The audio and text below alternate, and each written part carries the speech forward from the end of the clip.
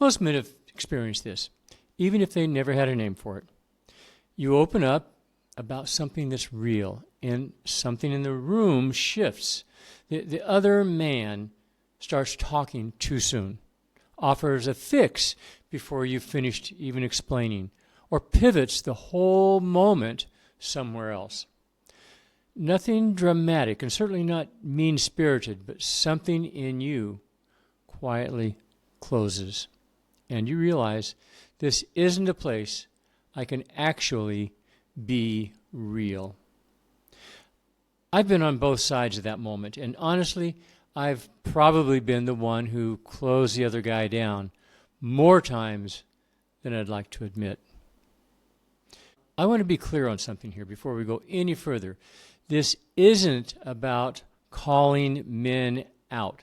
It's about calling us forward. Most of us were never taught how to sit with someone else's pain without trying to fix it.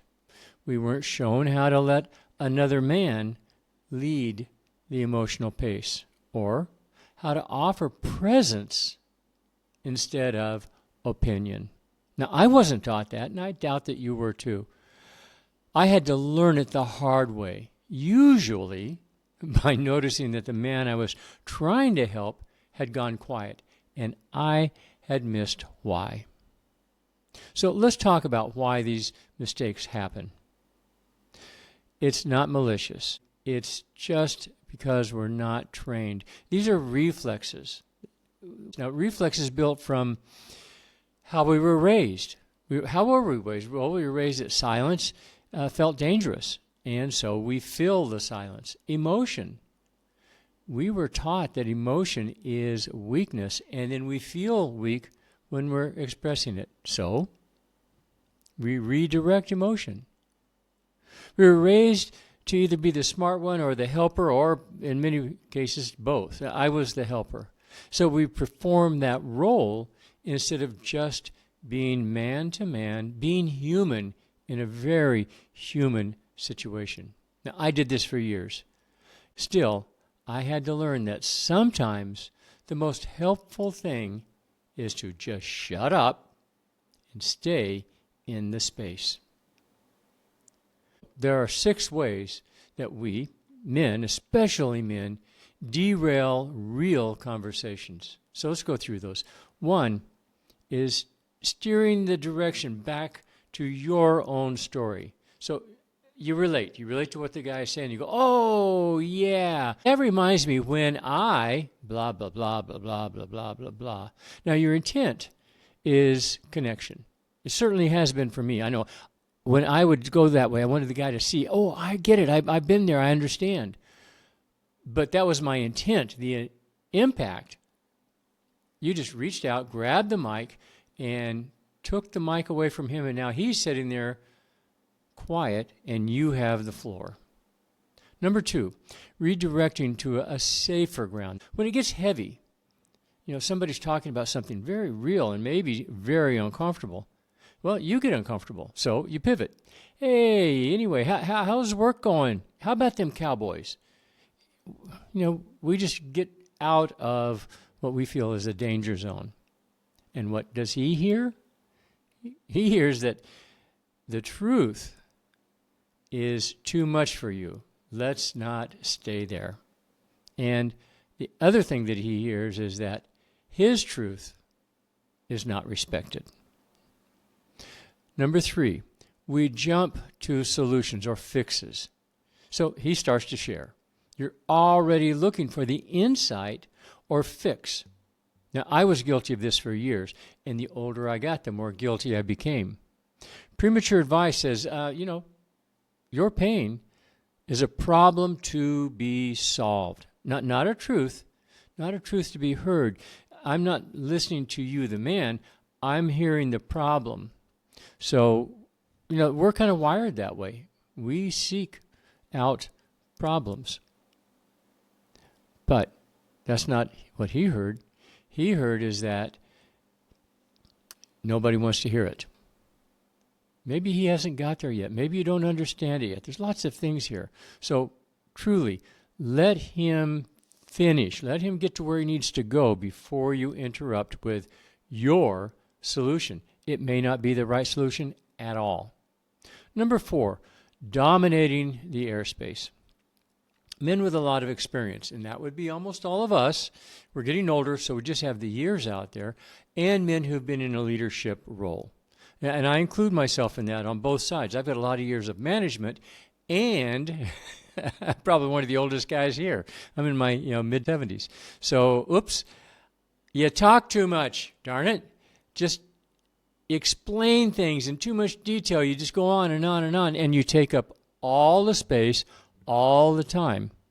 Now, even if what you're talking about and your explanations are solid stuff, so what? This is not the time and the place for it. This is the time to be with him, be with your friend, be with the man in your group, and let him come to things in his own time and his own voice.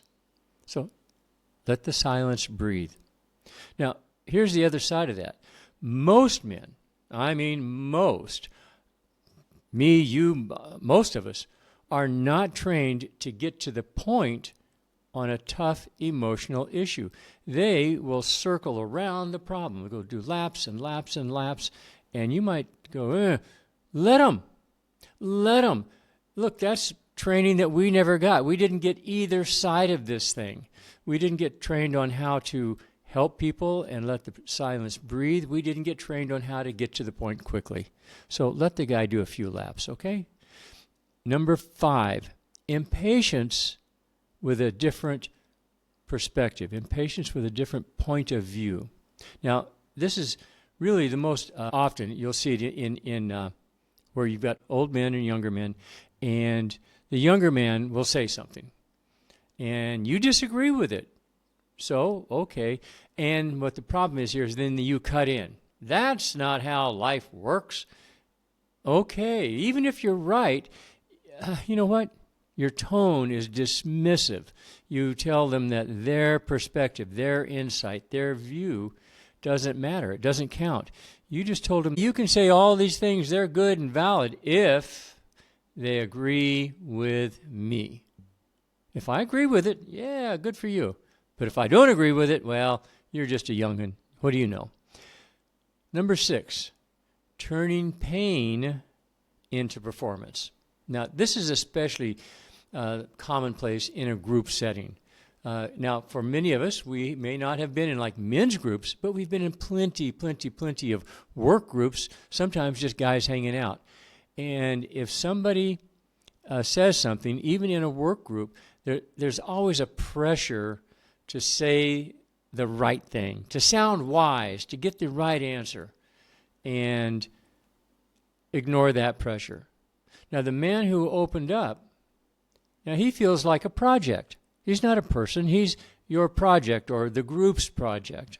And so, no, give him that space. You don't need to wrap it up like it's a project. Just sit beside it and stay there. Don't run away. Just stay there in the silence and let him say what he needs to say.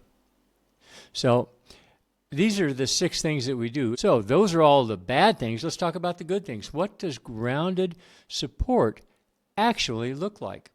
So one is let him lead. Okay? Let him lead. It's his story. It's not your story. Follow his pace.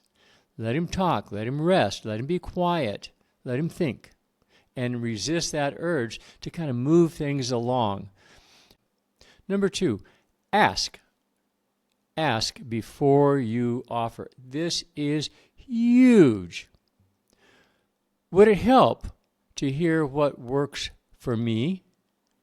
Or do you mind if I give you my opinion? It's a question. It's just a question.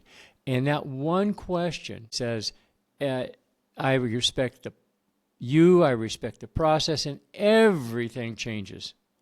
Number 3, get comfortable with silence. Not failure. Don't get comfortable with failure. And don't get comfortable with awkwardness, but get comfortable with silence. Get comfortable with giving him the space to feel. Let silence do its work. Number 4, mirror, don't muzzle. You might say something like, "Ooh, that sounds brutal," or, "Yeah, it makes sense you'd feel that way." Now notice you're not really solving anything. You're not really telling him advice or anything like that. You're just simply mirroring what he has said, but not exactly in his words. So it doesn't fix. And interestingly enough, that is exactly why it works. Number 5, own it when you get it wrong. Now, I'm embarrassed to say I'm pretty good at this. And the reason I'm pretty good at it, because I've done it so much. I mean, it's embarrassing how many times I've had to go, "Oops, sorry." So if you interrupt or redirect or jump in to fix and he pulls back, own it. Apologize. Let him lead again. Now, it may take a moment. Back to the silence. Just apologize. "I'm sorry. I didn't mean to step on you." And shut up. He might be a little bit angry. He may need to get over a little bit of emotion. And you may even have to say, no, seriously. I'm sorry. I really do want to hear what you have to say. Let him lead. The support isn't about perfection. You don't have to be a trained psychologist or therapist. It's about staying in the room. Stay with him. Staying in the conversation with him. I spent a lot of years thinking that my job was to have answers. What I've come to understand late, but fortunately not too late, is that the man who made the biggest differences in my life through the years were not the ones who had the best advice. They were the ones who stayed, who didn't flinch, who didn't redirect, who let me say the ugly part out loud without trying to make it better. If something in this has felt familiar to you, chances are you've been on both sides of it. You don't have to get it right every time. Just notice when you start to take over and choose to stay instead. That's usually where something real begins. And over the years, I've joined groups looking for something real and unfortunately gotten cut off. First few times it happened, I was angry. After that, I was just disappointed. Now, when I feel it starting, I just go on alert. This may not be worth my time.